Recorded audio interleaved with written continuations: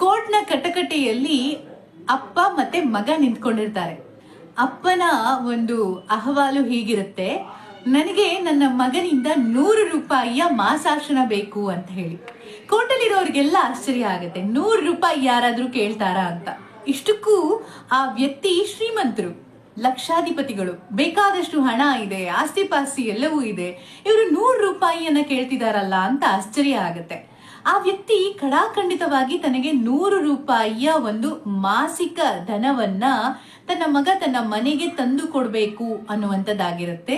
ಹಾಗೆ ನ್ಯಾಯಾಧೀಶರು ಅವನ ಮಗನನ್ನ ಕೇಳ್ತಾರೆ, ಯಾಕೆ ನಿನ್ ತಂದೆ ಈ ರೀತಿ ಕೇಳ್ತಿದ್ದಾರೆ, ನಿನಗೇನಾದ್ರೂ ಗೊತ್ತಿದ್ಯಾ ಅಂತ.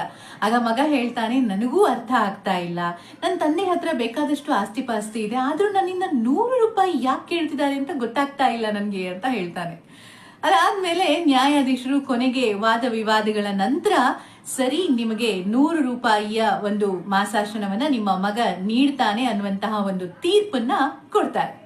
ಅದಾದ್ಮೇಲೆ ನ್ಯಾಯಾಧೀಶರಿಗೂ ಒಂದ್ ರೀತಿ ಕುತೂಹಲ ಕಾಡುತ್ತಂತೆ. ಅವ್ರು ಹೋಗಿ ಆ ವ್ಯಕ್ತಿಯಲ್ಲಿ ಕೇಳ್ತಾರೆ, ಯಾಕೆ ಈ ರೀತಿಯ ಒಂದು ಡಿಮಾಂಡ್ ಅನ್ನ ನೀವು ಮಾಡಿದ್ರಿ, 100 ರೂಪಾಯಿ ಕೇಳಿದ್ರಲ್ಲ ನಿಮ್ಮ ಮಗನ ಹತ್ರ ಅಂತ. ಅದಕ್ಕೆ ಅವ್ರು ಹೇಳ್ತಾರೆ, ಮಹಾಸ್ವಾಮಿ, ನನ್ನ ಮಗನಿಗೆ ನಾನು ತುಂಬಾ ಚೆನ್ನಾಗಿ ಓದಿಸ್ದೆ, ಎಜುಕೇಶನ್ ಕೊಟ್ಟೆ, ಬೇಕಾದದನ್ನೆಲ್ಲ ಮಾಡಿದೆ, ಒಳ್ಳೆ ರೀತಿಯಲ್ಲಿ ಅವನು ಲೈಫಲ್ಲಿ ಸೆಟ್ಲ್ ಆದ, ಮದುವೆ ಆಯ್ತು, ಅವನದ್ದೇ ಅಂತ ಒಂದು ಮನೆ ಆಯ್ತು.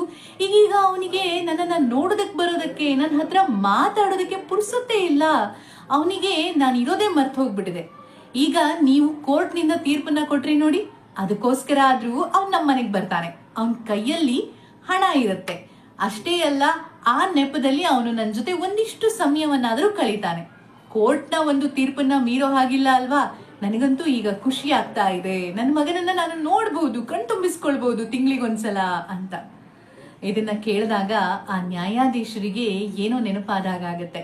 ಸಡನ್ ಆಗಿ ಒಂದು 4 ದಿನ ರಜೆ ತಗೊಂಡ್ಬಿಡ್ತಾರೆ. ತನ್ನ ತಂದೆಗೆ ಫೋನ್ ಮಾಡಿ ಹೇಳ್ತಾರಂತೆ, ನಾನು ಊರಿಗೆ ಬರ್ತಾ ಇದ್ದೀನಿ ಅಪ್ಪ, ನಿಮ್ಗೇನಾದ್ರೂ ಬೇಕಾ ಅಂತ.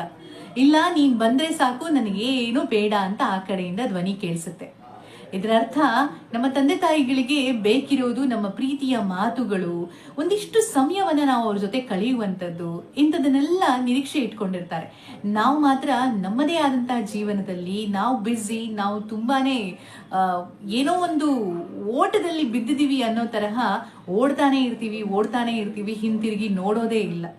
ಇಂದಿನ ಒಂದು ಎಷ್ಟೋ ಕಥೆಗಳನ್ನ ಕೇಳಿದಾಗ ಎಲ್ಲೋ ಒಂದ್ ಕಡೆ ತಂದೆ ತಾಯಿಗಳಿಗೆ ನಿಜವಾಗಿ ಬೇಕಾಗಿರೋದೇನು ಅನ್ನೋದು ತುಂಬಾ ಜನರಿಗೆ ಈಗಾಗಲೇ ಅರ್ಥ ಆಗಿರ್ಬಹುದು.